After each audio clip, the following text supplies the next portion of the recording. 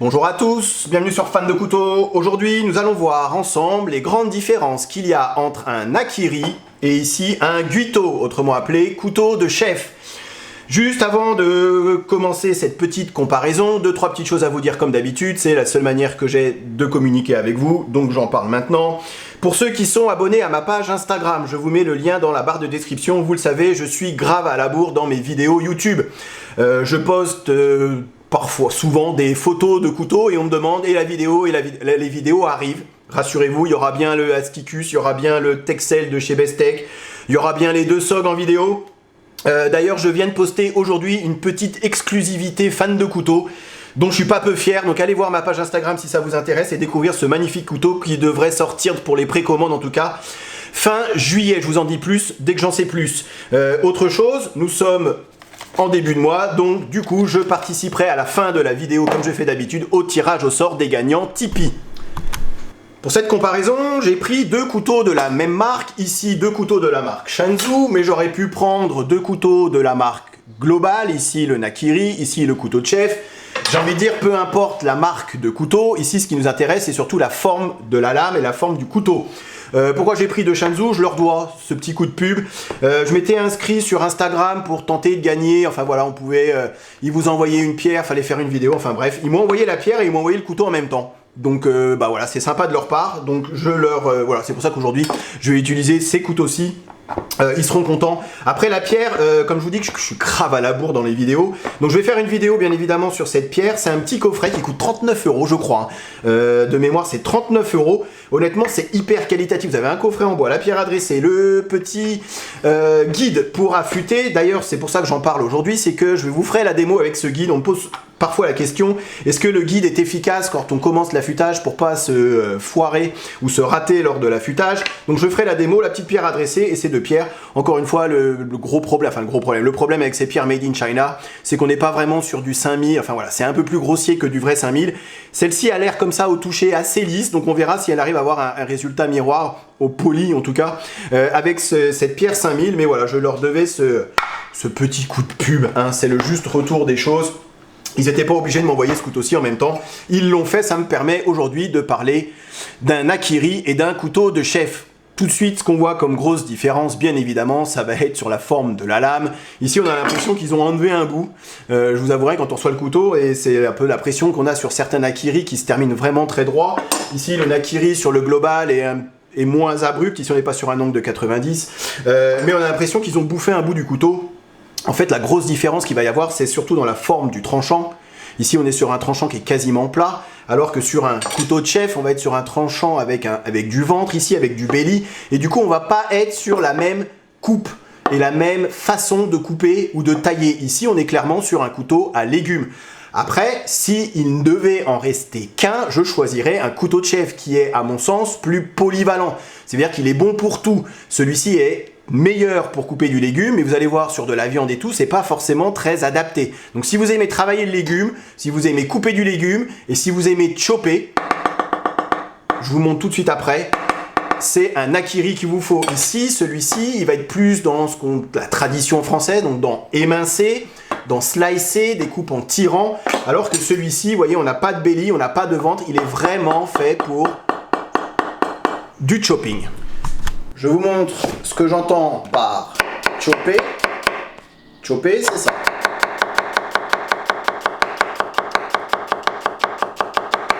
Donc je trouve que c'est un mouvement pour les légumes qui est plus rapide qu'avec un couteau de chef plus traditionnel, où là on va travailler comme ceci. Voilà. Et donc je trouve que le mouvement qu'on a avec un Nakiri est plus rapide, vous voyez, que ce genre de mouvement peut-être, comme je dis, plus traditionnel ou dans la tradition française. C'est vrai que lorsque j'étais à l'école, on ne travaillait pas avec des Nakiri. Aujourd'hui,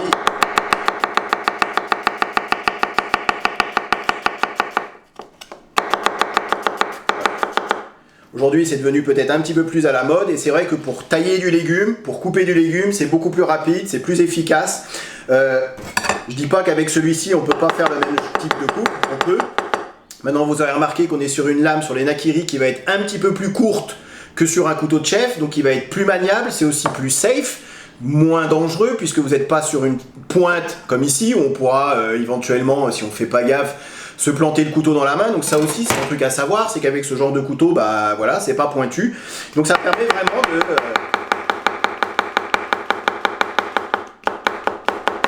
de tailler toutes sortes de légumes. On peut difficilement s'en servir comme d'un éminceur ou comme d'un couteau de chef. Vous voyez ici, vous avez vraiment la pointe. On va pas pouvoir surélever le couteau de trop puisqu'on est vraiment tout de suite sur la pointe. C'est pas, voilà, c'est pas fait pour ce genre de mouvement. C'est même très vous voyez, la pointe bloque à l'intérieur de la planche. C'est pas fait pour ça. C'est essentiellement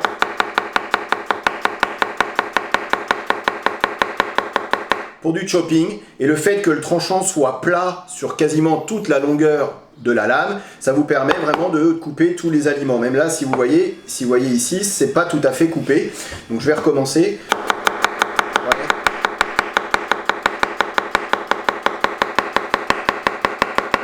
Voilà, là c'est bien coupé. Donc, ce que permet le chopper, le nakiri par rapport de chopper, le nakiri permet de chopper par rapport à un couteau de chef qui lui, même si celui-ci en est capable, mais c'est quand même bien moins pratique. Vous voyez, là c'est plus dans ce mouvement, je suis plus dans le mouvement haut et bas que je fais avec le nakiri, je suis plus dans un mouvement de trancher, de slicer, comme on dit en anglais, par rapport... J'essaie vraiment de vous donner les pistes. Voilà, si vous êtes intéressé par un nakiri, sachez qu'il y a des limites à un nakiri, comme il y a des limites sur un couteau de chef. Mais vous voyez, celui-ci, vraiment, on est dans ce type de mouvement. Avec une lame plus grande, plus encombrante. C'est moins pratique, j'avoue, c'est moins pratique pour les légumes que de faire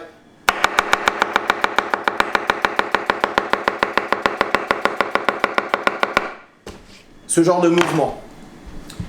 Et là je termine en vous montrant les limites d'un nakiri. Alors le nakiri, comme je vous ai montré, hein, vous avez bien compris, voilà, on a ce mouvement haut et bas. Donc il faut vraiment respecter ce mouvement haut et bas et on ne pourra pas faire, alors on a dit le rocking, mais on ne pourra pas faire ce mouvement. Et c'est vrai que lorsqu'on va couper du persil, j'aime bien utiliser un couteau de chef avec du ventre en mettant ma main ici et en coupant de cette façon-là. Ce qui n'est pas possible à faire avec un nakiri. Vous voyez? Donc ça aussi c'est à savoir, sur certains types d'aliments, le couteau de chef va être quand même bien plus pratique, bien plus polyvalent. On pourra tout faire avec un couteau de chef, il y a certaines choses qu'on ne pourra pas faire avec un nakiri. Donc regardez bien avant d'acheter un nakiri, ce que vous aimez couper, quel type d'aliments vous voulez couper. Si vous faites que du légume, si vous aimez ce mouvement de chopper ou même vous entraînez à chopper, il vous faut un nakiri. Après, si vous cherchez juste à avoir qu'un seul couteau en cuisine, choisissez plutôt un couteau de chef qui sera quand même bien plus polyvalent pour toutes les tâches qu'on rencontre en cuisine, que ça soit du légume ou autre, et je vous montre tout de suite ce que j'entends par autre. Alors si vous êtes amené aussi à vous couper de la viande ou sur du poulet, je vous montre sur du canard juste après, mais voilà, je ne saurais même pas comment faire pour me tailler une entrecôte, puisque on n'a pas de ventre, la lame est quand même, elle fait la même taille, elle est même plus petite que l'entrecôte, donc c'est trop petit. Là on est vraiment, voilà, je pense que vous aurez compris après le sujet de la vidéo, mais on est vraiment dans un pur couteau pour les légumes, absolument pas un couteau qui va être fait pour se tailler une belle entrecôte. Ici le fait d'avoir le ventre, le fait d'avoir une pointe, vous allez voir tout de suite après ce que ça va nous permettre de faire, mais là, honnêtement, je ne me verrai pas travailler avec un nakiri pour me faire une belle entrecôte. Ici on est sur de la race à viande française, bien évidemment. Je vous montre pareil sur du magret. Vous voyez, le magret, lorsqu'on a besoin d'enlever les nerfs qui peut rester ou de dégraisser, ici avec un couteau de chef on va se servir de la pointe pour soulever le nerf. Ici avec un nakiri on ne pourra pas. Alors bien évidemment si on avait que ça en cuisine on pourrait se démerder et s'en sortir, mais voilà, on n'a pas de pointe, c'est pas fait pour aller travailler, vous voyez, sur, voilà, on va planter dans la viande, voilà, c'est pas fait pour. Ici, un couteau de chef va être bien plus adapté pour aller retirer, vous voyez, tout ce petit, en surface en tout cas du magret, tout, voilà, le reste de nerfs qu'il pourrait y avoir, et même pour aller faire le tour et dégraisser un petit peu le magret. C'est quand même bien plus intéressant et bien plus conseillé de travailler avec un couteau de chef plutôt qu'avec un nakiri. Voilà, donc je termine là-dessus. je fais le tirage au sort pour ceux que ça intéresse tout de suite après. Mais je pense que là, vous aurez compris les grosses différences qu'il peut y avoir entre un Guito et un Akiri. Merci à tous, pardon, j'allais oublier d'avoir regardé la vidéo. Je vous dis à très bientôt sur Fan de Couteaux. Tout d'abord, je souhaite remercier tous les tipeurs, tous les participants qui ont joué le jeu du type. Vous avez été encore une fois très nombreux et pour ça, vraiment, je vous remercie. Pour ceux que ça intéresse et qui ne l'ont pas encore fait ou qui veulent le faire, je vous laisse le lien de ma page Tipeee dans la barre de description. Pareil, le mois prochain, donc fin de mois ou début de mois, hein, on n'est pas à 2-3 jours près, pareil, je referai un tirage au sort. 3, 4, 5 couteaux, voire même à gagner, voire des couteaux bien plus chers.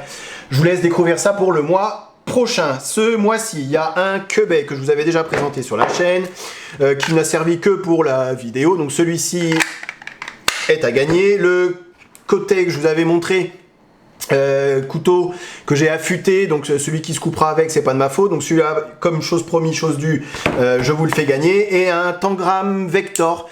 Je vous ai peut-être pas présenté celui-ci, mais je vous ai présenté brièvement la marque Tangram dans une vidéo. C'est vraiment un petit couteau qui est super intéressant avec un button lock. C'est la mode en ce moment des button lock non automatiques. Je dis ça, je dis rien.